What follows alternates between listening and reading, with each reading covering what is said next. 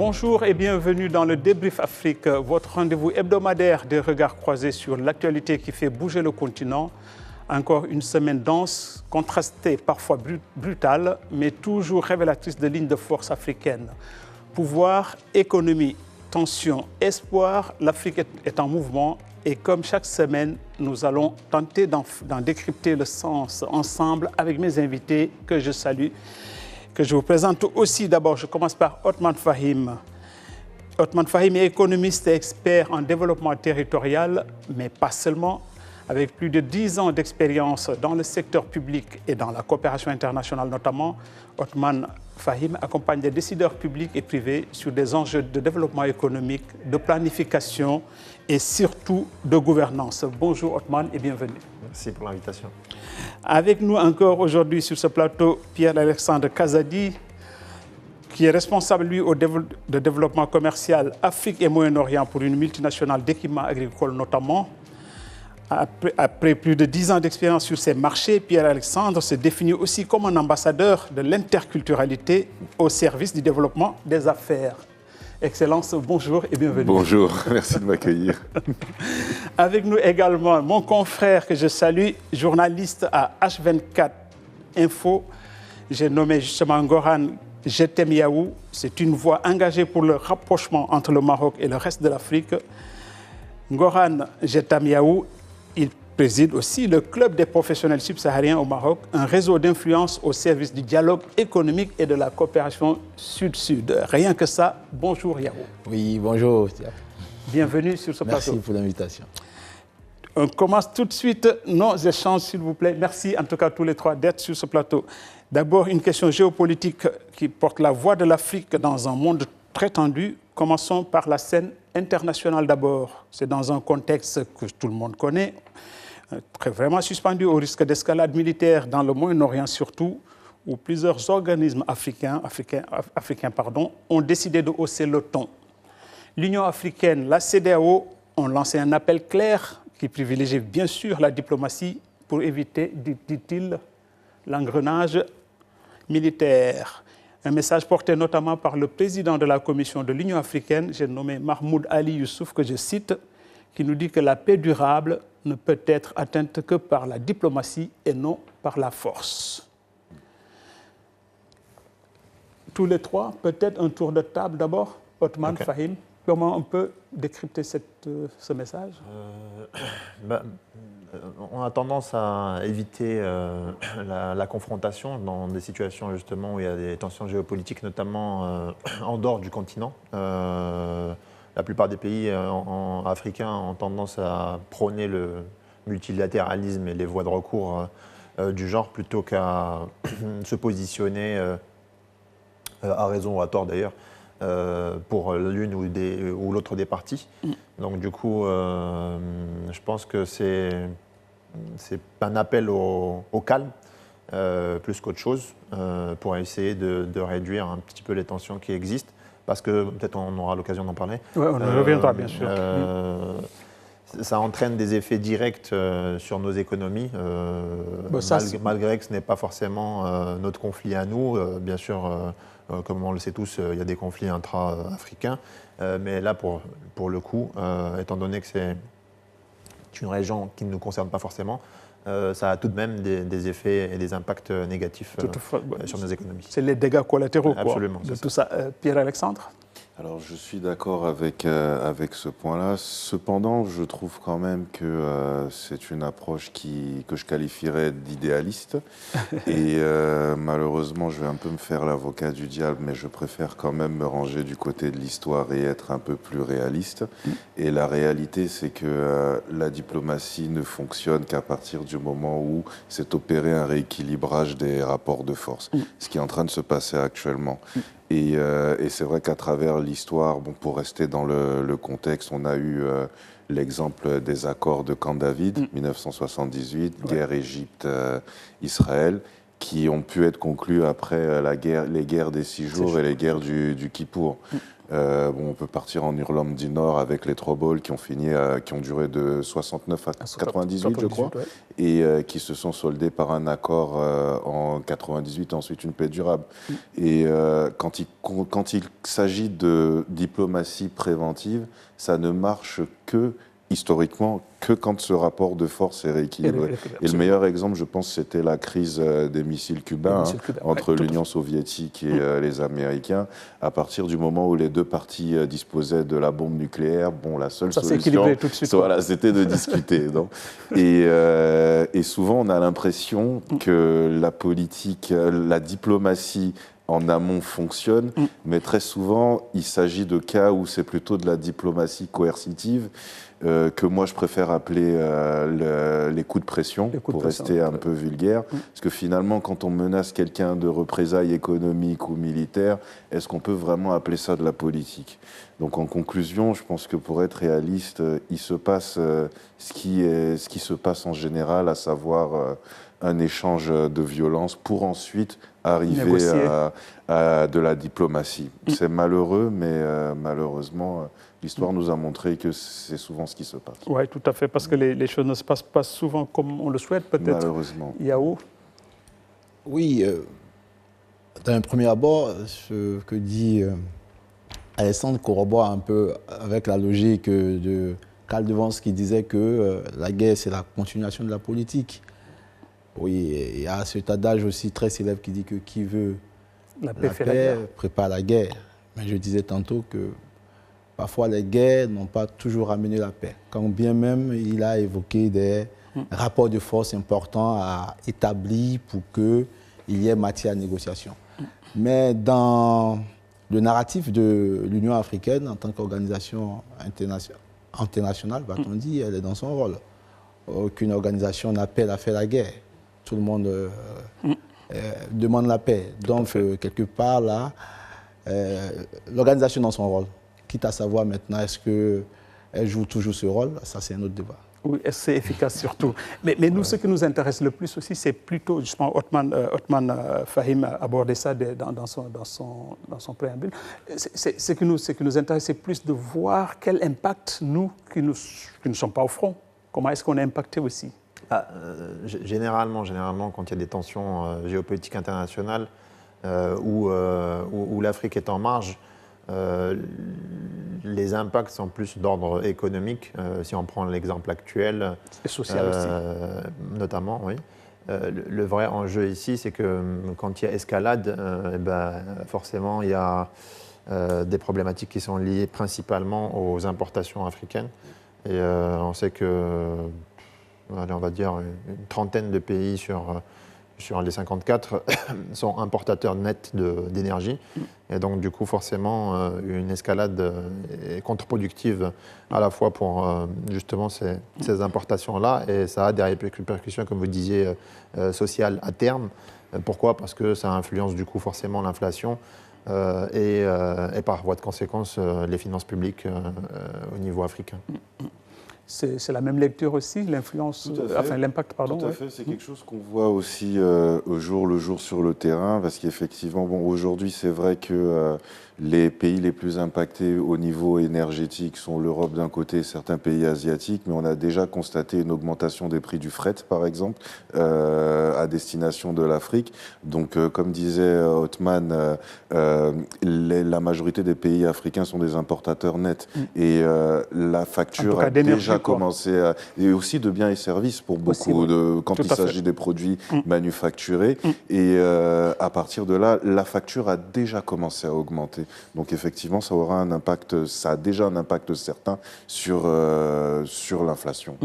Il y a aussi le côté volet social que j'ai évoqué, justement, pas seulement pour l'inflation, Othman en parlait justement, mais aussi pour les migrants africains qui sont dans ces régions-là de guerre, qui sont souvent relais aussi économiques de leur pays, en tout cas, tout au moins de leur famille. Est-ce que justement il y a cet impact aussi qu'on peut lire dans ce genre de conflit, Yao? Oui, évidemment, en ce moment, le conflit est purement ciblé au niveau du Golfe. On sait que le Golfe attire aujourd'hui beaucoup de de la diaspora. Il y a beaucoup qui sont établis, qui travaillent, qui envoient des ressources voilà, dans leurs différentes familles. Donc, quand il y a guerre dans un pays, bon, même si là, on n'est pas encore dans un état de guerre généralisé dans tous ces états-là, mais il est vrai que ça crée quelques difficultés de mobilité, quelques difficultés, on va dire, logistiques, et il y a un impact indirect d'une façon ou d'une autre sur ces choses-là. Effectivement, il y a un mouvement de population, si on prend le cas qui est le nôtre, si on prend le cas du Maroc par exemple, lors de la guerre de Syrie, effectivement, il y a eu des mouvements migratoires assez importants, pas forcément au Maroc, en Afrique et notamment, principalement en Europe. Et donc, du coup, si on imagine une escalade, on pourrait avoir le même dessin qui se recrée. Et ça pourrait forcément avoir des impacts sociétaux dans nos pays respectifs. Tout à fait. Je peux rajouter, pour revenir un peu sur l'axe économique, il n'y a pas plus de 2 jours, Madame la ministre Nadia Afta faisait savoir comme ça que voilà, la loi de finances a budgétisé à 65 $. La ministre des Finances marocaine. Voilà, le Marocain a budgétisé à 65 $ le pétrole. Aujourd'hui, il a plus que ça. Donc, il y aura une répercussion sur le budget. Si ça s'éternise, voilà, on ne peut pas obscurcir cet aspect. Tout à fait. Donc les répercussions sont nombreuses déjà et variées, certes, oui, parce que forcément, une guerre, c'est un conflit, en tout cas armé, conduit justement à ce genre d'impact forcément fatal pour tout le monde, je crois. Toujours, on va rester dans la diplomatie encore internationale, cette fois-ci africaine aussi, parce que justement parlant de diplomatie africaine et de présence dans les institutions internationales en tant que force, ou en tout cas force d'influence ou de proposition comme l'Union africaine ou la CEDEAO, ceux qui ont pris la parole, je crois. Il y a un nom aussi qui circule ces derniers jours, c'est celui de Macky Sall.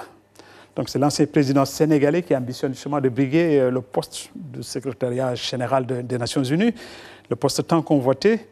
Et selon la presse sénégalaise, Macky Sall aurait adressé une lettre au président actuel, Bassirou Diomaye Faye, pour solliciter son appui officiel. Pour l'instant, aucune confirmation de sa part, en tout cas ni réponse officielle, mais le débat est déjà lancé au Sénégal en tout cas.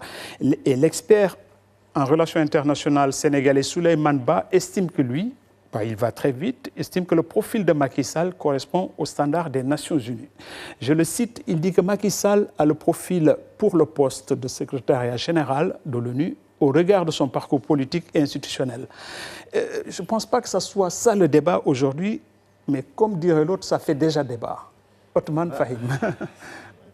Peut-être recadrer un petit peu la démarche. C'est vrai que la plupart du temps, pour les postes de directeur exécutif, de sous-secrétaire ou encore de secrétaire général, la plupart du temps, les pays, quand ils veulent soumettre une proposition ou un profil spécifique, justement, adressent à l'organisation des ministres d'État ou encore la plupart du temps des ministres des Affaires étrangères qui ont suffisamment d'expérience à la fois à l'international mais aussi au niveau régional.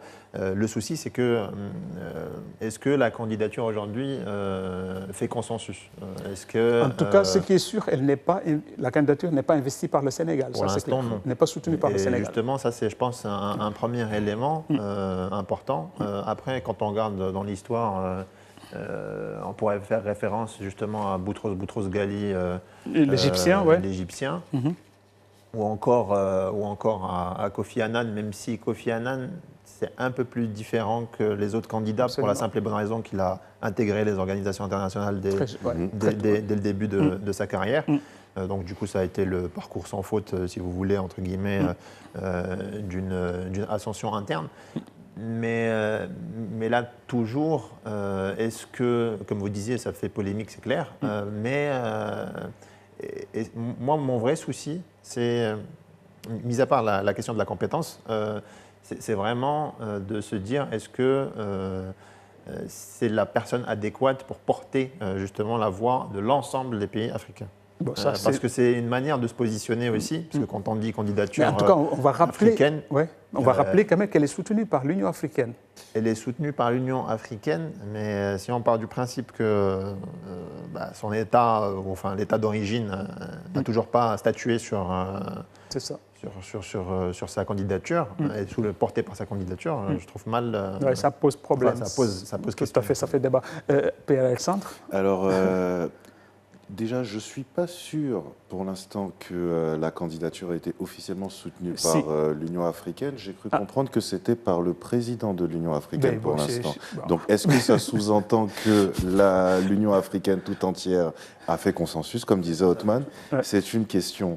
D'autre part, le fait que le Sénégal ne soutienne pas cette candidature, techniquement, ce n'est pas vraiment un problème parce qu'il ne s'agit pas d'une règle formelle, mais plutôt d'une règle d'usage. Le problème, par contre, c'est qu'en creusant, on pourra peut-être se rendre compte d'éléments qui peuvent entacher la candidature de Macky Sall en ce qui concerne justement sa capacité à pouvoir tenir ce genre de responsabilité. Principalement à deux niveaux. Le niveau de la compétence, parce qu'effectivement, c'est quelqu'un qui a tenu des postes de haut rang dans son pays. Mais l'exemple de la crise cachée de la dette est un événement qui peut peut-être entacher en partie sa candidature.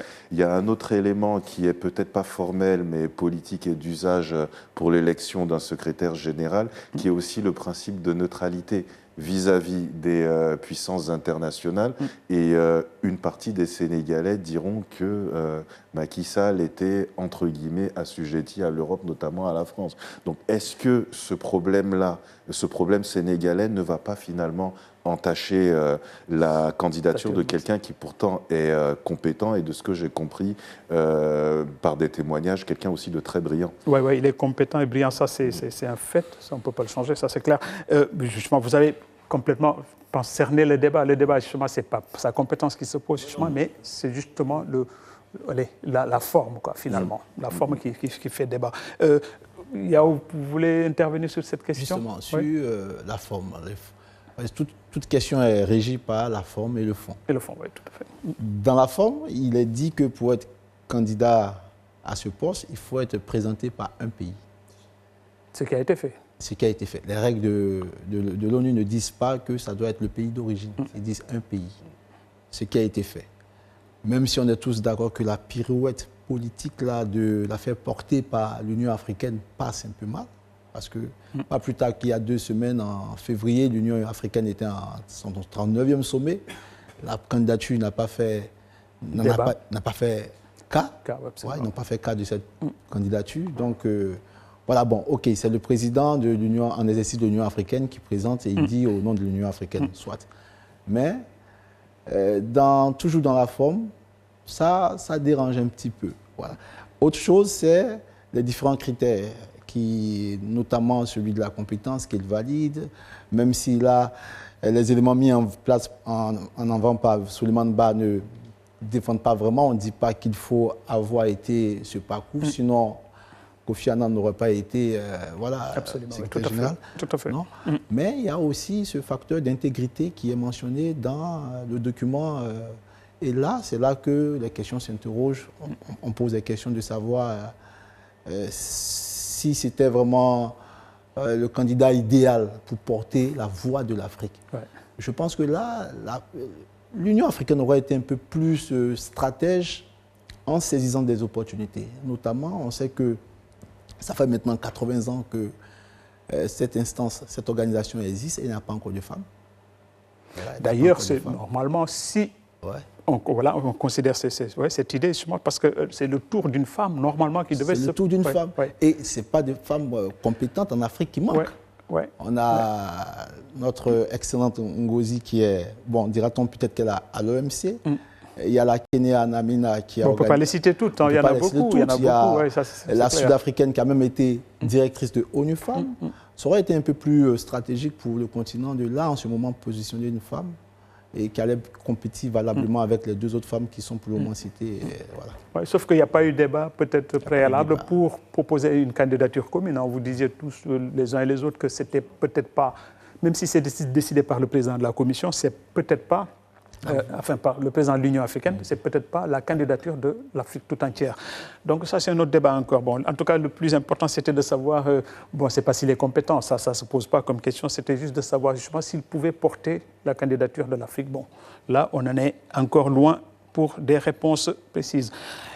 Bon, venons-en maintenant à la question aussi de la mobilité sur le continent qui pose problème et qui vous intéresse tous deux particulièrement, hein, Othman et Pierre-Alexandre, parce que vous êtes en mobilité non-stop, quoi, je crois. Donc mais justement, parce qu'au-delà de la diplomatie mondiale, un autre chantier, ce qui est important, un autre chantier stratégique, c'est celui justement de la mobilité, donc l'intégration africaine. Alors que la zone de libre-échange continentale, la ZLECAf, un obstacle persiste, les restrictions, comme on dit, de circulation entre les pays. Ça pose un gros problème. Et justement, il y a un des directeurs de la BAD, celui de l'Afrique de l'Est, je vais le citer, c'est Alex Muburu, qui nous dit que la mobilité n'est pas une question secondaire, elle est la pierre angulaire de l'intégration économique. Il fait allusion aux investissements qui sont bloqués par manque de mobilité, aux services, au tourisme et la mobilité de la main-d'œuvre particulièrement, et beaucoup plus encore. Vous qui êtes surtout mobile sur le continent, tous les deux, Pierre-Alexandre, qu'est-ce que vous inspire d'abord ce qu'il nous dit, lui? Alors, je pense que dans une certaine mesure, il a raison, mais je dirais plutôt qu'il faut améliorer la mobilité sans forcément aller dans une situation je veux dire, à court terme, de mobilité complètement libre. Il y a un gros écart entre ce qui va se passer en Afrique de l'Ouest et ce qui va se passer en Afrique de l'Est, par exemple. Si je veux prendre un visa pour aller au Kenya, il me faut 1 heure. Et je fais sur Internet. Si je veux un visa pour aller dans un pays d'Afrique de l'Ouest, en général, je dois constituer un dossier, me déplacer physiquement dans une ambassade, attendre 1 ou 2 semaines pour recevoir le visa, tout en laissant mon passeport là-bas. Donc je pense qu'avant d'aller, parce que si l'objectif c'est d'aller à une zone de libre-échange total... Est-ce qu'on peut nuancer un peu quand on parle de l'Afrique de l'Ouest, parce que quand même cette zone-là, il y a une mobilité ouverte pour les ressortissants de cette zone qui dans la CEDEAO. La CEDEAO, 15 pays dans lesquels on peut voyager sans visa. Oui, mais la CEDEAO est une zone économique dans l'Afrique de l'Ouest, mais n'est pas une zone économique, ne couvre pas toute l'Afrique de l'Ouest. Ça, c'est clair. Et les capitaux ne circulent pas aussi facilement dans la mesure où le CFA d'une zone n'est pas convertible dans une autre. Ouais. Et alors, moi, mon souci, ce serait plutôt... d'essayer de ne pas y aller progressivement, mais d'essayer d'aller directement dans une approche où la circulation est complètement libre. Et là, je parle des biens, des personnes et des services, parce qu'on a des exemples, comme par exemple l'Union européenne, qui nous montrent que ce modèle-là a un petit peu des limites. Donc, au lieu de parler de zones de libre-échange, j'aurais plutôt tendance à parler de zones d'échange privilégiées, pour un début. Et là, je pense qu'au lieu de regarder à l'ouest, ça peut être intéressant de regarder à l'est, notamment du côté de l'ASEAN, l'association des nations d'Afrique, d'Asie du Sud-Est, qui, elles, justement, sont organisées en zone économique, mais avec des principes qui sont complètement différents de la zone de libre-échange, mais qui pourtant ont l'air de beaucoup mieux fonctionner qu'en Europe. Donc, est-ce que ce ne serait pas plus prudent, sachant les dangers qu'il y a, de commencer par là pour ensuite effectivement complètement libéraliser si besoin est. J'aurais plutôt tendance à être précautionneux à ce niveau-là et à suivre cette trajectoire-là. Il y a aussi la mobilité, la question de la mobilité, en fonction de ce qu'il nous dit. Est-ce qu'il faut privilégier un modèle plutôt qu'un autre? Je serais beaucoup plus pour aller mettre le pied dans le plat. On a construit la ZLECAf. Et aujourd'hui, dans la pratique, ce n'est pas encore c'est la zone de libre-échange du commerce africain. On ne peut pas parler de mobilité des hommes en l'état actuel, puisque déjà l'Union africaine fait cas de ce que pour voyager d'une capitale africaine à l'autre, c'est déjà plus de 45% qu'on paye en plus que quand on part directement dans une capitale, on prend un vol via une autre capitale. Ouais, un peu. Et 25% des pays, seulement 25% des pays africains facilitent le visa ouvert ou le visa à l'arrivée. C'est-à-dire que la question de mobilité est une véritable entrave. Il faut qu'on ouvre la mobilité parce que c'est pour moi un facteur de compétence, un facteur d'innovation. Et il n'y a qu'une véritable mobilité qui peut amener à pouvoir construire vraiment cette ZLECAf qu'on veut.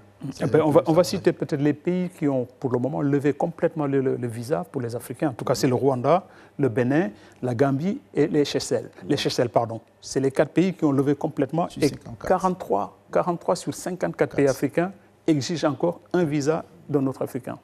Donc la mobilité se pose quand même, sérieusement, Othman. Moi, je rejoins un peu ce qu'a dit Alexandre et je retiens de la citation le mot intégration. Effectivement, on ne peut pas sauter dans le plat parce que, en fait, si vous voulez, il y a des prérequis. Aujourd'hui, le document juridique qui institue justement la ZLECAf reste principalement focusé sur les tarifs de douaniers.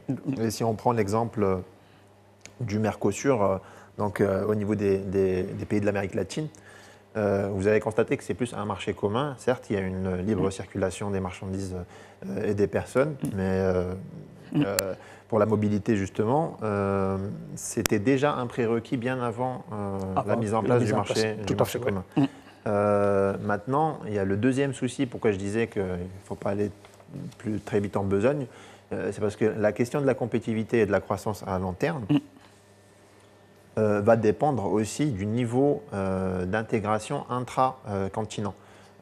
Si on prend par exemple l'Union européenne, qui n'est pas forcément un exemple à succès, vous avez déjà la condition d'avoir 60% du commerce intra-continent, alors que dans notre continent, il ne représente pas plus que 15%. 15%, on est à 15%. Et donc du coup, là, se pose vraiment la question de se dire, si déjà on n'a pas une fluidité, s'il n'y a pas une complémentarité dans la mobilité des marchandises intracontinent, que dire des personnes. Ouais. Et les chaînes de valeur aussi, ça pose problème, tout à fait, oui, tout à fait. Parce qu'en Asie, c'est 40%, je crois.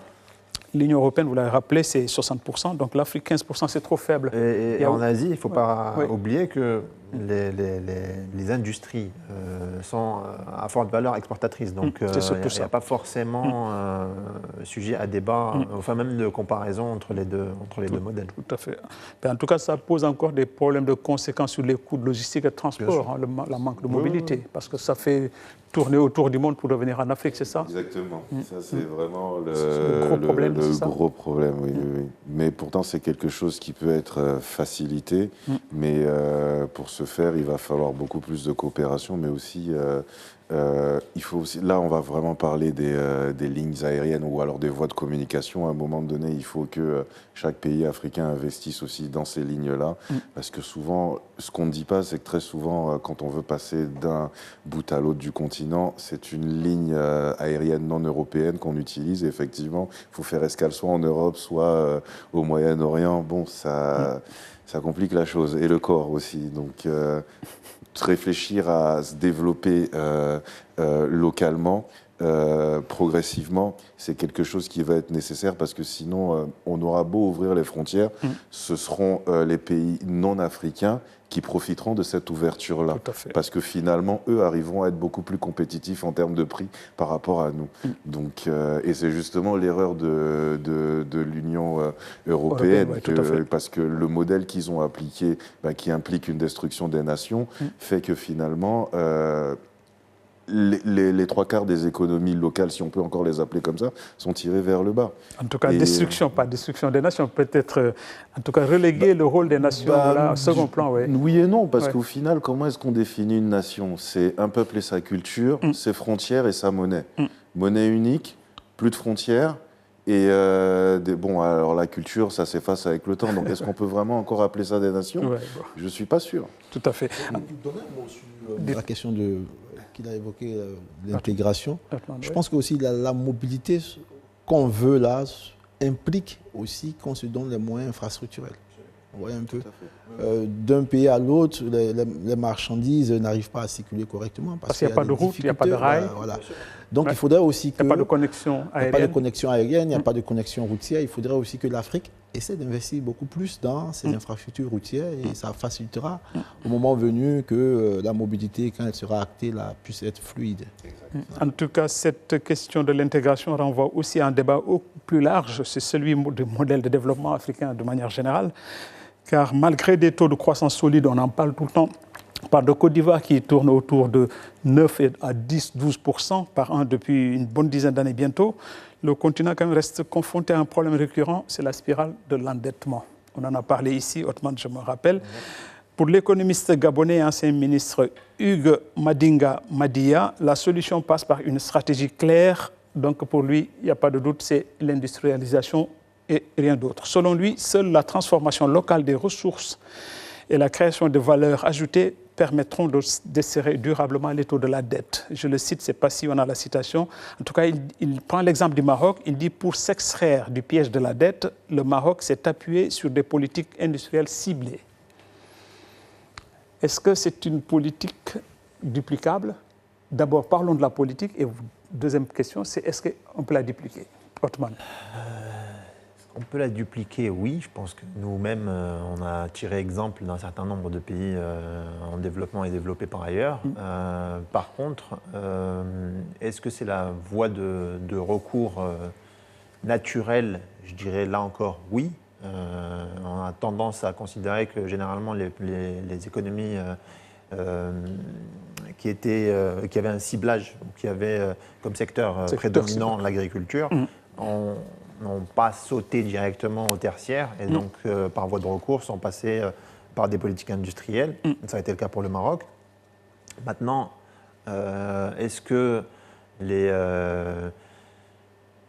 si vous voulez, les outputs de ces mêmes politiques permettent justement de sortir de ce plafond de verre? Je ne pense pas forcément parce que ça a tendance... en fait, on considère toujours que la dette est un problème financier. Et le vrai problème, en fait, ce n'est pas la dette, c'est ce qu'on en fait. C'est surtout la structure économique dette, justement du pays. C'est ça.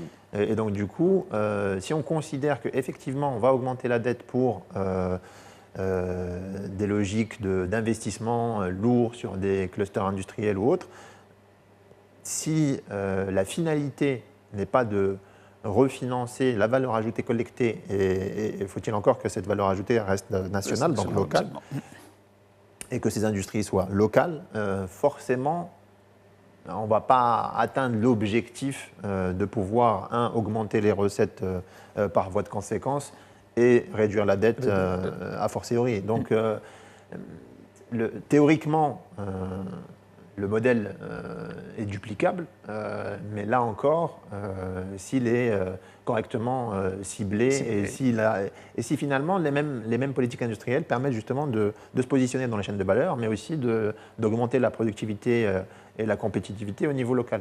Autrement, ça ne résout pas le problème pour autant. Tout à fait. Donc, Yao, ça vous inspire quoi, vous? Ça m'inspire vraiment parce que là, il a mis en exergue le Maroc, qui donne un bel exemple. Je ne veux pas, à contrario de ce que dit Othman, qui est économètre, donc il fait de quoi il parle.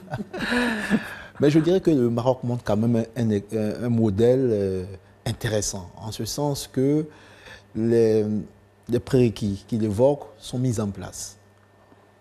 La dette, financer l'industrie, créer de la valeur ajoutée, refinancer cette valeur ajoutée. Donc, là, ça montre quelque chose de très intéressant. De vertueux, quoi. De vertueux, voilà, de vertueux.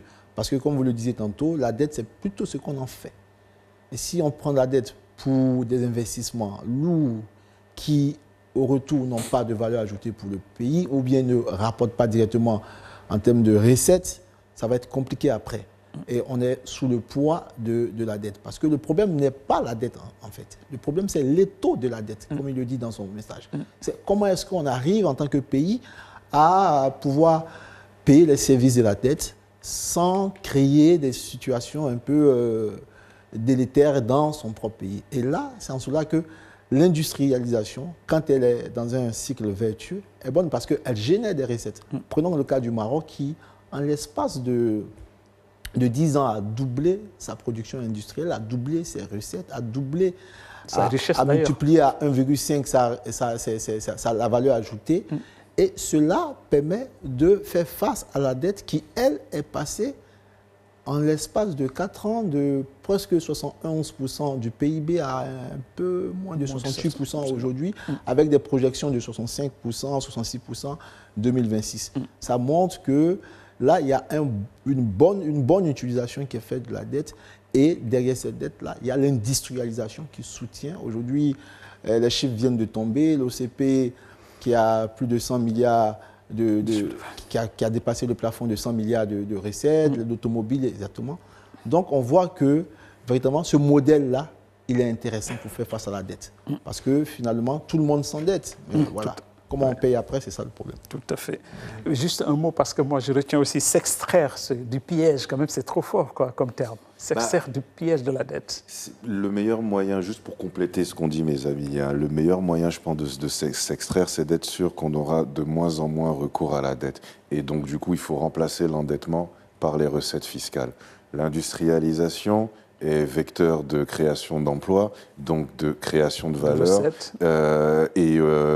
Parce que ce que les gens sous-estiment aussi, et c'est ce qui fait la différence entre le Maroc et beaucoup d'autres pays africains, c'est que la clé, c'est de voir l'essor d'une classe moyenne. Et le Maroc a eu la chance de le voir depuis quelques années, ce qui a permis non seulement d'augmenter les salaires, mais ce qui a aussi permis de doper les recettes fiscales, notamment à travers la consommation. Parce que quand on regarde, par exemple, les pays européens, la première source de recettes fiscales, c'est la TVA.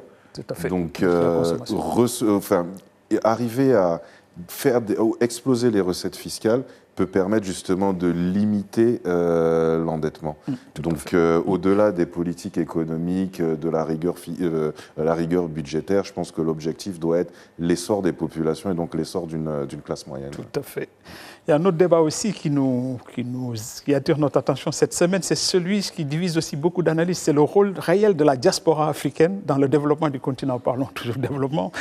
Dans son ouvrage qui s'appelle « Le mythe des diasporas africaines », c'est le consultant Serge-Éric Meignet, c'est un Camerounais, je crois, qui adopte une position volontairement provocatrice. Selon lui, la diaspora ne peut pas être le moteur principal du développement africain. Il affirme, je le cite, « Le miracle ne viendra pas des diasporas. Il n'y a aucune diaspora au monde qui peut revendiquer avoir été à l'origine du développement d'un pays. » C'est une thèse quand même qui remet en question un discours souvent dominant dans les politiques publiques africaines. Othman, je vous tends la perche.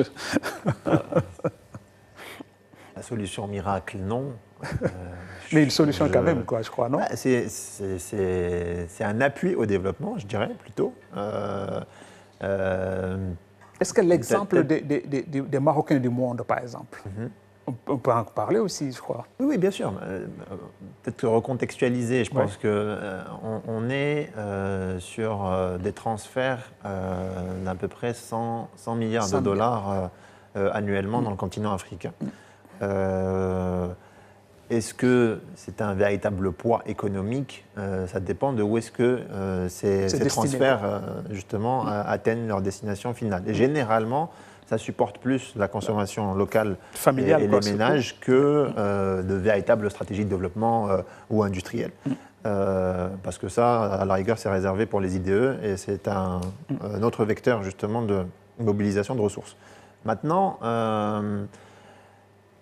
ce qu'il ne faut pas oublier, c'est que, mis à part l'aspect financier, il y a l'aspect transfert de technologie, il y a l'aspect expérience, il y a l'aspect compétence aussi qui intervient. Et c'est là où, éventuellement, on peut profiter justement de notre diaspora, tout pays confondu. Et donc, du coup, c'est là où moi, je considère que je ne suis pas forcément d'accord avec lui parce qu'éventuellement, les cas sont très nombreux dans nos pays. Les ressortissants justement africains à l'étranger, de retour à leur pays d'origine, font des choses remarquables, investissent dans les industries locales, transforment certaines pratiques, développent certains secteurs. Et donc du coup, c'est des initiatives qui sont parfaitement louables. Est-ce que c'est la solution au développement de tous les pays africains? Non. C'est sûr, mais ça permet quand même le changement, à mon sens. Tout à fait. Pierre-Alexandre, c'est... Non, je suis tout à fait d'accord avec ce que disait Othman. Le problème de nous, la diaspora, c'est que très souvent, l'argent envoyé permet de supporter la consommation. Quand on veut investir, en général, on va investir dans l'immobilier, mais on va très rarement investir à distance dans les industries. Déjà, le ticket d'entrée est beaucoup plus important. Absolument. Et très souvent, le problème, c'est que quand on envoie de l'argent, cet argent-là disparaît. Et la situation change quand on décide de revenir dans le pays. Et là, à ce moment-là, effectivement, il y a un transfert de compétences, il y a un transfert de capitaux conséquents, parce que là, on revient avec tous nos capitaux et on participe au tissu économique. Mais cela n'enlève pas, parce que de toute façon, quelle que soit la quantité de membres de la diaspora qui reviennent au pays, si l'environnement n'est pas propice, et là, je reviens à ce qu'on disait tout à l'heure, le besoin de développement, déjà, il faut des politiques économiques ciblées, il faut le développement d'infrastructures lourdes, d'infrastructures de communication, d'industrie. Ça, je pense que c'est quand même les initiatives gouvernementales qui peuvent permettre justement à mettre en place ce genre d'investissement lourd, en plus des investissements directs venant de l'étranger. Et donc, du coup, de ce côté-là, les membres de la diaspora ou issus de la diaspora peuvent contribuer, mais tout seuls ne pourront jamais développer. Alors, est-ce qu'on peut nuancer? Est-ce qu'il y a déjà eu des exemples qui ont montré que la diaspora a eu un impact vraiment important?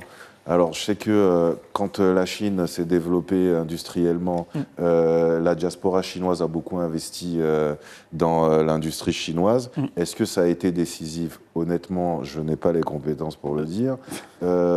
Ça fait des années qu'on parle aussi de la diaspora israélienne qui a contribué au développement du pays. Ouais. Là encore, je n'ai pas les compétences pour statuer si oui ou non elle a été décisive, mais apparemment il y aurait, dans certains cas spécifiques, certaines nuances. Mais dans le cas général, non, il faut avoir recours à des initiatives. Sans doute, quand même, ça participe du développement des pays. Ça, c'est un fait. Quoi. Voilà.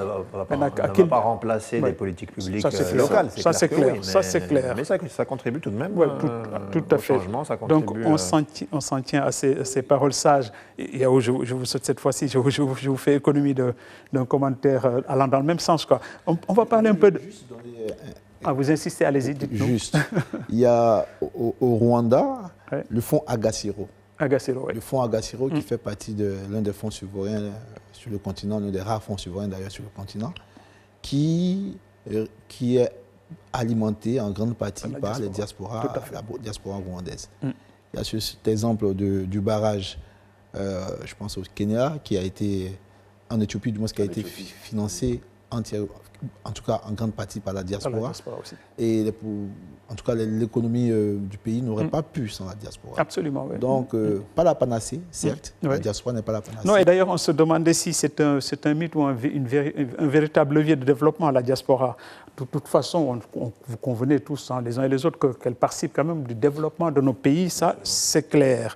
Et la question de la cybercriminalité aussi transnationale se pose aujourd'hui parce que pendant ce temps, un autre phénomène prend de l'ampleur sur le continent, c'est celui-là. Interpol vient d'annoncer le démantèlement de 651 réseaux de cyberfraude. Dans plusieurs pays africains, ils ont cité quelques-uns, je vais les citer, c'est le Nigeria, le Kenya et la Côte d'Ivoire. Je suis désolé, mais bon voilà. Et au Nigeria, c'est vraiment un réseau d'investissement fictif qui a été neutralisé. Au Kenya, c'est 27 personnes qui sont arrêtées. En Côte d'Ivoire, c'est 58 suspects, etc. etc. Pour l'expert Lionel Reynald Ngolé, 3, nous dit que l'opération Red Card, ça s'appelle comme ça, cette opération de démantèlement, démontre qu'une coordination transfrontalière devient progressivement une réalité opérationnelle. C'est-à-dire est-ce qu'aujourd'hui, il faut recourir forcément à l'Interpol ou à des forces multi pour essayer de régler la criminalité, notamment la cybercriminalité dans nos pays? Othman? Ça dépend de la structure ou des personnes qui sont attaquées justement par cela. Il faut dire que c'est vrai qu'il y a eu une augmentation significative justement du nombre d'escroqueries, du nombre de cyberattaques, que ce soit au niveau individuel ou même institutionnel ou même entreprise. Et donc du coup, est-ce que c'est le seul moyen pour pouvoir lutter contre ce fléau, non. Donc c'est peut-être le côté caractère transfrontalier, quoi. Est-ce que c'est pour ça qu'il faut faire appel le caractère transfrontalier, l'avantage de cet aspect-là, c'est que la coordination justement interétatique va permettre de pouvoir démanteler des réseaux existants. Maintenant, parfois, ces réseaux-là sont localisés dans des endroits spécifiques ou dans un pays spécifique. Donc du coup, cette coordination n'a pas véritablement lieu d'être. Toutefois, c'est vrai que déjà en termes d'impact, ça coûte énormément d'argent. Il y a énormément de fuites de données, il y a un énorme risque en termes de croissance ou autre. Et sur le volet aussi données, il y a énormément aussi d'institutionnels qui sont attaqués. Le problème, c'est que quand on attaque justement des données institutionnelles, on y retrouve forcément des données individuelles, entreprises et autres. Et donc, du coup, l'impact est d'autant plus grave à terme. Pourquoi ? Parce que ça peut éventuellement toucher ou cibler des personnes spécifiques. Tout à fait. Donc, du coup, là, éventuellement, la coordination transfrontalière a droit de parole. Absolument, tout à fait. Bon, autre défi majeur aussi, c'est la santé publique. Au Sénégal, la question des maladies rares met en lumière les limites structurelles du système sanitaire africain de manière générale, parce que le diagnostic repose souvent sur le séquençage ADN, dont le coût atteindrait entre 300 000 et 400 000 francs CFA. C'est l'équivalent de 51 000 à 61 000 dirhams. Mais c'est la professeure Rokhaya Ndiaye, la sénégalaise Rokhaya Ndiaye Diallo, qui est présidente de la Société sénégalaise de génétique humaine, qui prend la parole cette fois-ci, qui nous dit que l'absence de structures spécialisées et les coûts élevés posent un défi majeur d'équité sociale. Là, se pose la question d'accès aux soins de santé dans nos pays, dans nos différents pays, forcément. Et Yaou, je veux vous entendre sur cette question. Qu'est-ce que ça vous dit ? Oui, c'est un secret de polichinelle que nos systèmes de santé sont des plus vulnérables. Cela me rappelle, dans mon pays, un chef d'opposition, la Côte d'Ivoire, oui, qui a construit son programme de campagne disant que s'il était élu, aucun politicien ne sortirait du pays pour aller se soigner ailleurs. Oui, il y a un véritable problème d'équité sociale à ce niveau-là, puisque nos systèmes sont réellement défaillants, et l'État devrait, en principe, s'y pencher sérieusement pour ces cas de maladies rares. Parce que les maladies rares, on le dit bien, elles sont rares. Elles ne sont pas courantes. Donc, l'État peut avoir un budget dans sa ligne pour faire face à ces citoyens qui sont confrontés à ces situations. Tout à fait. Que de les regarder aller directement perdre la vie. Donc, c'est un réel problème d'équité sociale et pour lequel tout gouvernement devrait maintenant s'y pencher. Pierre-Alexandre, vous en dites quoi ? Non, je suis d'accord. Moi, la question que je me pose, c'est alors comment on fait ? Et ce qui est vraiment paradoxal avec cette histoire-là, c'est que déjà les maladies rares le sont de moins en moins dans certaines zones géographiques du monde, notamment dans les pays de l'Ouest. Et d'un autre côté, ce qui est intéressant, c'est que ces maladies qui demandent souvent des recherches et des traitements génétiques, en Afrique, on dispose du bassin génétique le plus varié au monde pour la simple et bonne raison que l'Homo sapiens est sorti d'Afrique pour aller ailleurs. Donc, très souvent, ce qui se passe, c'est que pour pouvoir trouver des remèdes à ces maladies-là, c'est le génome génétique africain qui est étudié. Donc, est-ce qu'il n'y aurait pas, justement, parce que quitte à servir de cobaye, pourquoi ne pas trouver un schéma qui permettrait justement à ces centres de recherche-là de s'installer directement sur le continent, de manière à ce que les Africains puissent d'abord profiter des avancées avant d'exporter ces avancées-là à l'étranger, justement. Alors là, c'est le côté business qui parle, mais je pense qu'à un moment donné, il faut voir le problème de cette manière-là, parce que tant que ce sera rare chez nous, je ne pense pas que ce sera une priorité pour... Tout à fait. On va essayer de sortir de toutes ces maladies, de ces crises, pour parler quelque chose de beaucoup moins lourd. Cette fois-ci, c'est une nouvelle approche du 8 mars au Burkina Faso qui m'a beaucoup frappé, parce qu'il est décidé de terminer avec une évolution, une révolution symbolique au Burkina Faso, parce que le gouvernement a décidé de transformer l'approche de la Journée internationale des droits de la femme, donc le 8 mars, Donc, ils ont dit fini les célébrations festives. Donc, qui a pris la parole? C'est la ministre de la Famille et de la Solidarité nationale, c'est ça, c'est son rôle, je crois. Pélagie Kaboré qui nous dit, je la cite, que la Journée internationale des droits des femmes sera désormais, en tout cas au Burkina Faso, marquée par des initiatives concrètes et durables. Ça veut dire que fini les festivités, ce n'est plus on se donne des fleurs, on se fait des bisous et puis chacun part de son côté.